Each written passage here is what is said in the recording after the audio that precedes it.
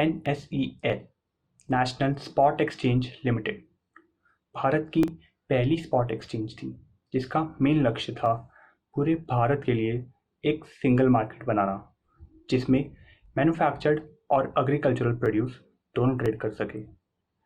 2007 में NSEL ने FCRA यानी फॉरवर्ड कॉन्ट्रैक्ट रेगुलेशन एक्ट से एग्जेम्पशंस पाली थी, जिसके बाद उन्होंने 2008 अक्टूबर में एक इलेक्ट्रॉनिक प्लेटफॉर्म को इंट्रोड्यूस किया जिसके ज़रिए लोग और भी प्रकार की वस्तुएं या सामान का लेन देन कर सकते थे।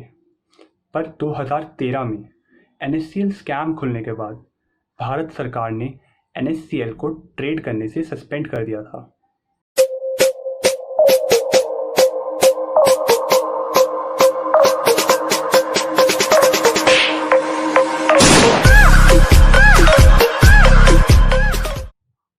नमस्कार दोस्तों, आज मैं मोहित गिरी और मेरा दोस्त निखिल कुमार शहीद Sukhdev college of business studies के फाइनल ईयर के छात्र आप सबको NSEL स्कैम के बारे में बताना चाहेंगे। वीडियो शुरू करने से पहले इस वीडियो को बनवाने के लिए हम तहे दिल से धन्यवाद करना चाहेंगे डॉक्टर नरेंद्र कुमार निगम सर का, जिनके विषय डेरिवेटिव्स एंड रिस्क मैनेजमेंट के अंतर्गत हमें ये कार्य करने को मिला और हम ये वीडियो आप सब तक पहुंचा पाए। तो वीडियो को शुरू करने से पहले कुछ ज़रूरी चीज़ों पर ध्यान देते हैं।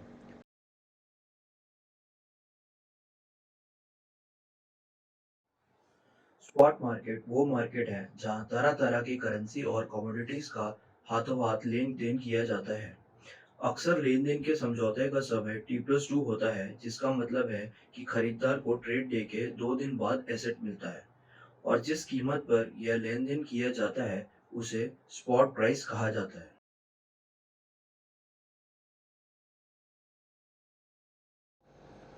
फ्यूचर कॉन्ट्रैक्ट्स वो कॉन्ट्रैक्ट्स होते हैं जिसमें समझौते के समय यह निर्णय लिया जाता है कि भविष्य की किस तारीख पर एसेट की डिलीवरी की जाएगी और उसकी कीमत पहले ही तय की जाती है।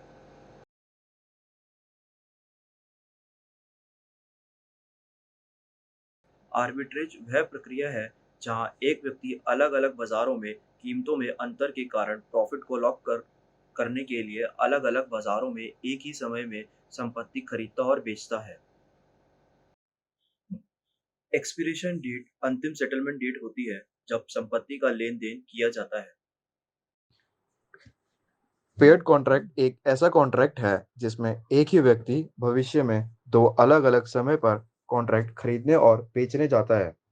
यह आमतौर पर तब किया जाता है जब कोई आर्बिट्रेज अपॉर्चुनिटी होती है। Jignesh Shah multi commodity exchange के फाउंडर और फॉर्मर CEO है, साथ ही साथ फाइनेंशियल टेक्नोलॉजीज लिमिटेड के चेयरमैन और मैनेजिंग डायरेक्टर भी। FTIL एक सॉफ्टवेयर फर्म है जिसने नवंबर 2003 में कमोडिटीज प्लेटफॉर्म को शुरू किया था।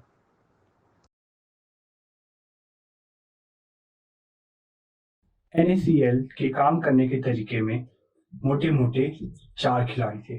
पहला खरीदार यानी कि बायर, दूसरा विक्रेता यानी कि सेलर, तीसरा ब्रोकर और चौथा एक्सचेंज। एक इंसान अपनी वस्तुएं लेकर NSEL के वेयरहाउस जाता था जहां पर उसके सामान की अच्छे से जांच पड़ताल करी जाती थी, जिसके बाद वेयरहाउस एक रिसीट यानी कि एक पर्ची इशू करता था जिसको वेयरहाउस रिसीट बोला जाता है। इसके बाद वो सेलर उस पर्ची को लेकर एक्सचेंज के पास जाता था और उस पर्ची के जरिए अपने सामान को स्पॉट सेल कर देता था। अब क्योंकि NSEL कॉन्ट्रैक्ट जोड़े में देता था, उस सेम सेलर को अब खरीदारी करनी पड़ती थी T+25 दिन पर, और इस काम के दौरान जितना भी कमीशन बनता था वो सब एक्सचेंज को चला जाता था। ऐसे ही अगर कोई व्यक्ति पहले कुछ खरीदता है तो T+25 दिन पर उसको सेल पोजीशन पर आना पड़ता था। इस तरह उस इंसान को जिसने पहले कुछ खरीदारी करी थी एक गारंटीड मुनाफा मिल जाता था। इस दौरान NSEL को विक्रेता और खरीदार दोनों की तरफ से कमीशन मिल जाता था और इस सबसे सेलरों का फायदा, सेलर को अपनी वस्तुएं बेचकर एक छोटे वक्त के लिए आर्थिक सहायता मिल जाती थी। ये खासकर उन लोगों के लिए फायदेमंद होता था जिनको बैंक से छोटे वक्त के लिए कोई मदद नहीं मिलती थी।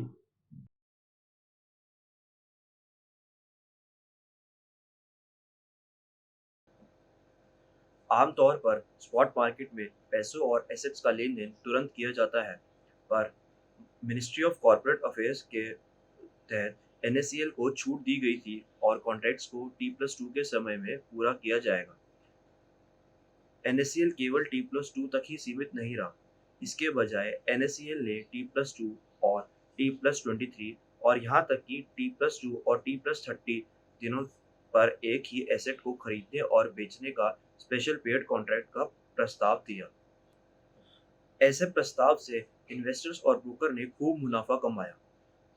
बाद में यह पता चला कि एनएसईएल के पास T+20 या T+30 दिनों के बाद एसेट्स की डिलीवरी के लिए कोई इन्वेंट्री ही नहीं थी और सारा व्यापार वेयरहाउस रिसिप्ट पर ही हो रहा था, जबकि वेयरहाउस में वास्तविक में कोई एसेट्स पड़े ही नहीं थे। यह जानकारी सामने आई जब 5,600 करोड़ का घोटाला हो चुका था।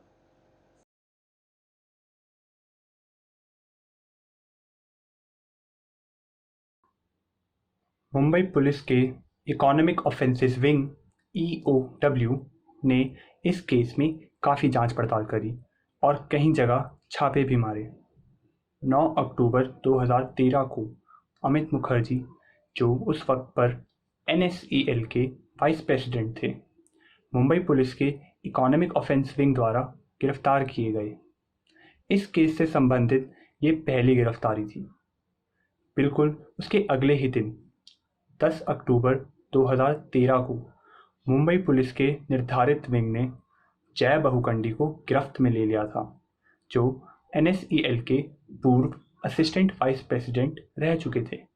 इसके ठीक एक हफ्ते बाद पुलिस ने NSEL के पूर्व CEO and MD mister Anjani Sinha को गिरफ्तार कर लिया था।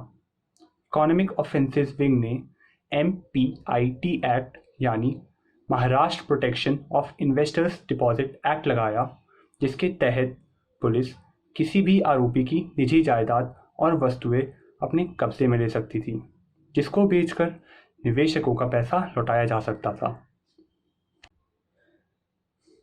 अक्टूबर 2013 को इकोनॉमिक ऑफेंसेस विंग ने MPID एक्ट के तहत एक केस रजिस्टर करा, जिसके अंदर उन्होंने पूरे देश में फैली हुई 4,500 करोड़ रुपए की निजी जायदाद आरोपियों से जब्त कर ली थी। फिर क्या, कोर्ट ने उन प्रॉपर्टीज़ को बेचने की प्रक्रिया शुरू कर दी थी ताकि डिपॉजिटर्स को उनका पैसा जल्द से जल्द लौटाया जा सके। CBI ने NSEL और बोरोवर्स के दफ्तरों के साथ साथ जिग्नेश शाह के भी घर पे रेड मारी। MMTC और PEC, ये दो पब्लिक सेक्टर यूनिट्स जिनसे NSEL में इन्वेस्ट कराया गया था, इसके लिए CBI ने एक FIR भी दर्ज कराई और इस FIR में जिग्नेश शाह को भी बुक किया गया।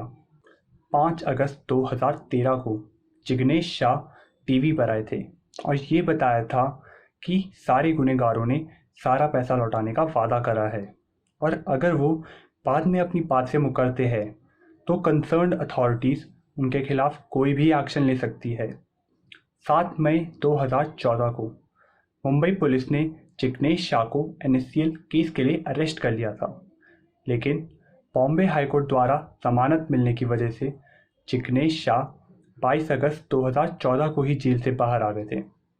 Economic offences wing Jignesh Shah का फ्रॉड के पैसों के साथ कोई संबंध नहीं ढूंढ पाई और सारा पैसा उन 22 डिफॉल्टर्स के पास से बरामद हुआ।